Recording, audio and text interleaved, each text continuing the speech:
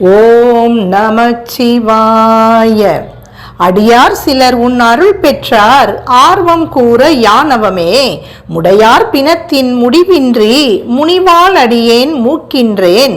கடியேனுடைய கடுவினையை களைந்து உன் கருணை கடல் பொங்க உடையாய் அடியேன் உள்ளத்தே ஓவாது உருக அருளாயே.